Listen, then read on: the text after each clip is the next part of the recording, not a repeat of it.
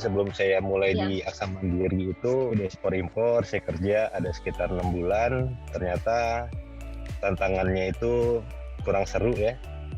Terus darah muda juga waktu itu masih suka cari-cari pengalaman. Akhirnya saya coba apply waktu itu di hotel. Nah, kebetulan itu hotelnya baru buka, jadi di situ saya dapat posisi HR manager. 2 tahun 8 bulan saya kerja di hotel. Yang masih ngerasa waktu itu mungkin kalau di hotel gitu-gitu aja lah kerjaannya, terlalu monoton. Akhirnya saya balik ke Jakarta kerja di perusahaan konsultan. Di situ saya ngerasa, di konsultan ini apalagi saat itu di auditor dokumen, ternyata pekerjaannya itu lebih monoton lagi karena benar-benar kita dalam satu ruangan yang isi itu dokumen harus kita periksa. Terus akhirnya aku coba nih mau beralih profesi. Cuma waktu itu aku ingat, waktu aku kerja di hotel, aku kan masuk di level eksekutif komite ya. Aku waktu itu ngerekrut sales marketing manager dari Hotel Mercure waktu itu di Surabaya. Aku ngerekrut. Nah, di situ aku ngerekrut gaji lebih tinggi aku. Tapi kok ketika take home pay-nya banyakan dia kan. Terus aku lihat di daftar gaji itu kan bonus-bonusnya dia segala macam itu bisa 2 sampai 3 kali lipat dari gaji yang dia terima. Dan akhirnya gue berpikir tuh pas di konsultan, kalau saya mau nyari duit, ya berarti harus di sales gitu kan. Belum lagi di sales itu kan saya berpikir pekerjaan ini dinamis ya. Pekerjaan dinamis, terus yang dituntut adalah kreativitas. Terus yang kedua kita juga harus banyak aktivitas, sama yang paling penting adalah semangatnya itu di sales. Karena di sales itu yang namanya income itu tanpa batasan. Nah, dari situ ternyata membuat saya terinspirasi untuk terjun di dunia sales. Beberapa perusahaan dulu yang aku apply, tapi waktu itu aku berpikir kayaknya asuransi nih 2009 itu kan lagi booming-boomingnya kan, pasar lagi besar. Ya udah, langsung aku coba cari informasi asuransi itu seperti apa. Aku pelajarin dulu tuh. Oh, ada yang agency, ada yang Bank S. Nah, aku lihat, wah kayaknya Bank S lagi challenge nih. Nah, aku melihat tuh Aksa Mandiri. Kebetulan waktu itu ada teman orang Mandiri kan cerita asuransi Aksa Mandiri kayak gimana cara jualannya, begini. Oh, saya bilang, wah kayaknya gampang banget kalau kayak gini. Ya udah, cobalah apply gitu kan. Nah, apply CV-ku segala macem, aku mau apply jadi FA, bingung dia kan, beneran Pak jadi FA? Iya. Terus dia bilang, Pak kita ada loh posisi untuk manajer, cuma saat itu aku belum gitu tertarik. Karena kenapa? Pengen coba dulu dari bawah itu kayak gimana. Coba akhirnya jadi FA. Baru pertama kali jadi FA, orientasi itu kan jualan.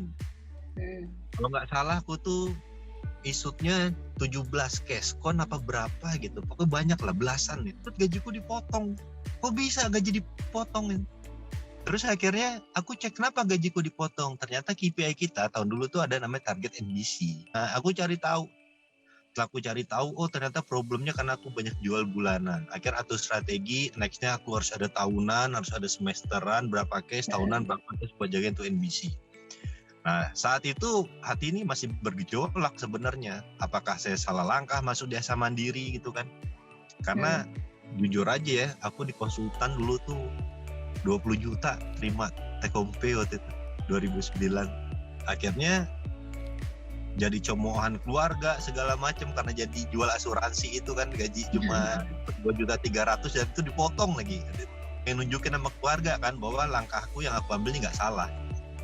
Oke, berjuang lah, mulai berpikir atur strategi.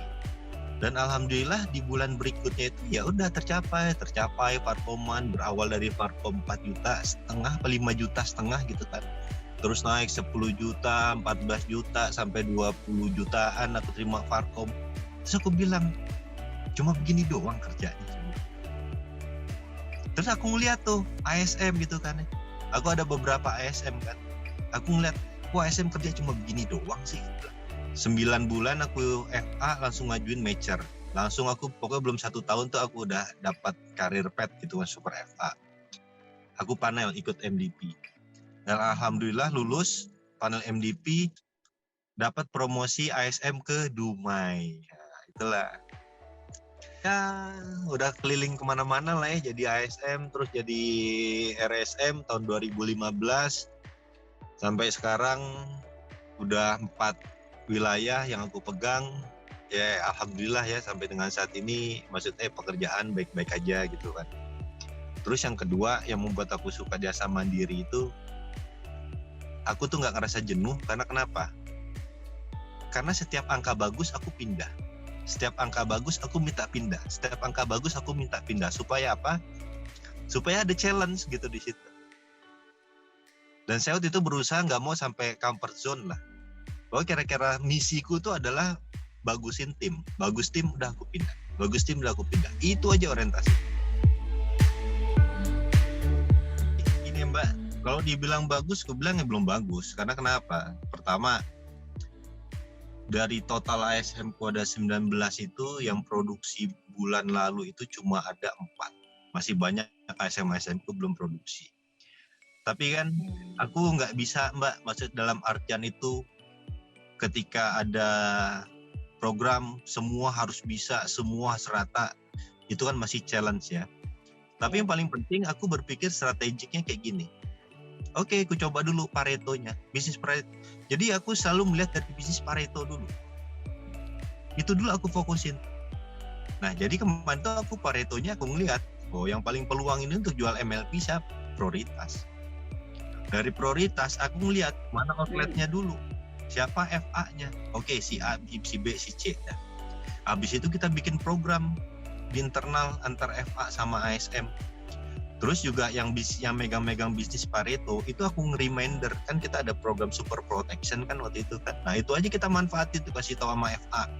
Coba kalau kamu jual MLP, kalau misalnya sebelumnya berapa perhitungan komisinya, dapatnya sekian. Nah kita ada program super protection, berapa dapatnya sekian. Terus kemarin juga yang aku gadang-gadang super protection itu kan kemarin kalau kita jual MLP kan dapat triple counting untuk FTI kan. Ya udah itu aku kasih tahu sama mereka, kejarin. Karena pastilah orang nggak akan mungkin melakukan segala sesuatu itu yang sifatnya itu sia-sia atau esensinya nggak ada dapat buat mereka tuh nggak ada. Ya udah itu kita kejar karena di prioritasku mereka pada ngejar FTI semua, ya saya bilang inilah momentum. Akhirnya ketika kita bikin kayak gitu, ya disupport sama program dari manajemen juga, ya alhamdulillah akhirnya kita bisa capai secara absolut. Walaupun pemerataannya belum, nah itu masih PR-ku juga nih untuk pemerataan. Kalau ngomongin MLP memang segmennya berbeda ya Mbak. Kita kan jasa mandiri ini kan udah produknya tuh udah inovatif banget, udah banyak lah berbagai macam jenis produk disesuaikan sama kebutuhan nasabah. Cuma memang kalau kita bicara tentang waris, nggak semua orang itu aware dengan namanya legacy. Rata-rata yang udah aku temuin ya, orang yang mempersiapkan waris itu rata-rata orang-orang yang kalau di mandiri itu nasabah-nasabah private. Yang asetnya itu udah puluhan miliar. Itu rata-rata kalau aku ngobrol sama mereka tuh udah benar-benar mikirin gitu legasinya. Nanti kalau dia meninggal, nanti gimana usahanya bisa jalan. Sering juga sih diskusi sama aku yang kayak gitu-gitu, ada tuh nasabah-nasabah private. Cuma kalau nasabah-nasabah lain masih belum awareness ke legacy plan-nya itu masih belum. Nah, cuma kalau di MLP ini kan fiturnya itu memang untuk legacy tujuannya. Terus yang kedua, UP-nya juga dapat lebih besar. Terus yang ketiga, biaya di akhirnya kan dia lebih kecil. Ya kan, biayanya di akhirnya dia lebih kecil. Nah jadi yang bisa kita lakukan adalah yang pertama aku bilang sama teman-teman sales itu, lihat dulu deh nasabah-nasabah existing kita tuh yang gede-gede, yang di prioritas, yang di private, yang udah punya produk MEP, MIP, SPK segala macam. Lihat celah, ada nggak produk yang mereka belum punya. Nah itu kita tawarin ke mereka. Kalau misal bicara sama kompetitor, ya Mbak, so far memang kalau di Aksa itu biayanya memang kita lebih besar. Premi itu lebih tinggi dibanding kompetitor lain. Mereka itu preminya lebih murah dan preminya lebih murah, UP-nya juga mereka jauh lebih besar. Itu sih ya kalau untuk perbaikan produk ya, Kita coba aja kayak premi lebih murah atau samain lah sama kompetitor, UP-nya juga sama. Dan terus kalau usulan perbaikan untuk produk-produk apa yang mau dibikin di Aksa Mandiri, selama ini kan Aksa Mandiri kan produknya itu kan untuk segmentasi menengah ke atas kan. 90% orang di penduduk di Indonesia itu lebih banyak yang di bawah. Nah kita tuh nggak mikir posisi di bawah tuh kayak gimana.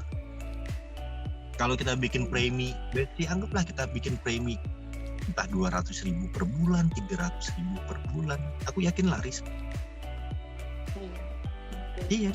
Jadi kalau misalnya 300.000 per bulan dapat 3 orang udah 900, udah sama aja kayak satu orang.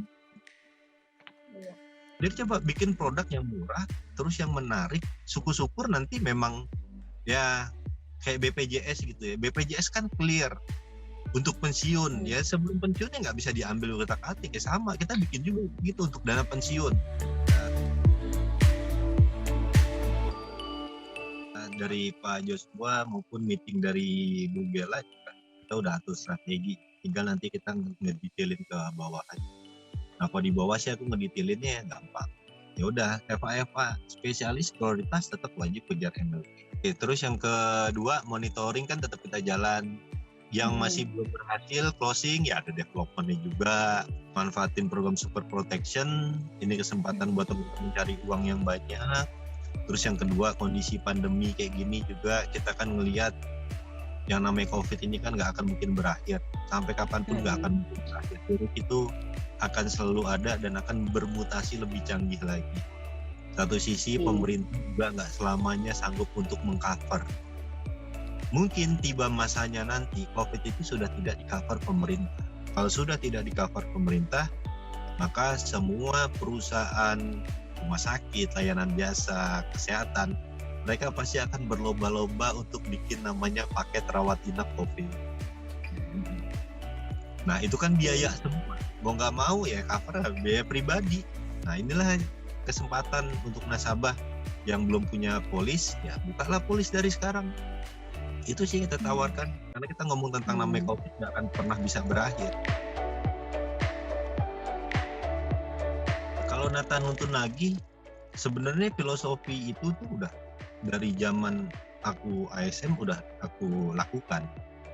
Karena pada awalnya aku belajar untuk memberi dulu baru menerima. Bukan untuk meminta terus kita menerima, baru memberi, enggak. Rata-rata ya kita ajarin dulu. Kita ajarin dulu nih. Ketika misalnya ada ASF baru deploy, kita kasih pandangan dulu ke dia. Mereka tuh kerja apa yang dikejar? Tujuannya apa sih? Apa sih tujuan mereka kerja itu apa sih dikejar? Apa yang dicari? Kalau nggak ada tujuan, ya mereka akan gerak di tempat aja. Tapi kalau dia punya tujuan, berarti dia ada langkah yang harus dia gerak. Untuk mencapai tujuan itu, caranya kayak gimana? Itu kita ajarin. Nah, setelah kita ajarin mereka yang tadinya nggak tahu, kita pastiin mereka tahu. Kalau udah tahu, baru proses nuntun. Berarti apa? Kalau udah tahu, dia harus bisa. Supaya bisa kayak gimana? Ya praktis, latihan. Kalau nggak tahu, nanya. Kalau nggak bisa, belajar. Di situ kita kalau bisa nuntunnya itu, saya ya biasa turun ke lapangan. Ini ya, ngomong sama Arya. Kalau punya FA kayak gini, begini caranya. Jadi nuntun itu kita lebih banyak di proses evaluasi nanti. Evaluasi, tanya personal, bagaimana, kenapa, yang kemarin udah dikerjain apa belum, kalau udah problemnya di mana, kendalanya kayak gimana. Ketika aku sudah ngasih tahu, udah ngajarin, udah nuntun, udah ngebantuin ya, baru proses nagih. Kalau misalnya kita belum ngasih tahu, tapi kita nagih, kalau aku sih ngeliatnya di bawah nggak akan pernah keras sama kita. Jadi cobalah belajar, kalau aku coba bekerja untuk mereka. Walaupun pada akhirnya ya nggak semuanya satu frekuensi atau satu pemikiran sama kita juga. Oke. Kalau target ya tadi aku bilang ya Mbak, yang udah bisa kita bikin mereka untuk bisa lebih baik lagi. Kan aku udah punya nih pemain-pemainnya siapa nih, FA-FA-nya, outlet-outlet tuh, cabang-cabang. Nah kita upgrade tuh, kayak aku bilang yang tadi main ke 100 juta, naik ke 250, main ke 500, itu kita upgrade mereka. Nah kalau yang belum itu ya tetap kita ingetin, tetap kita ajarin, kita bikin kelas development supaya mereka bisa. Terus kalau tantangan, apa tantangannya ya? Ya tantangannya sama ya Mbak, sama dengan kondisi gini. Tantangan kita kan ada di people, khususnya di level ASM. Menyamakan frekuensi itu tantangannya. Karena nggak semua orang itu mau menerima apa yang kita sampaikan. Bahkan kebanyakan ya rata-rata aku perhatiin lebih banyak nuntut daripada tanggung jawabnya.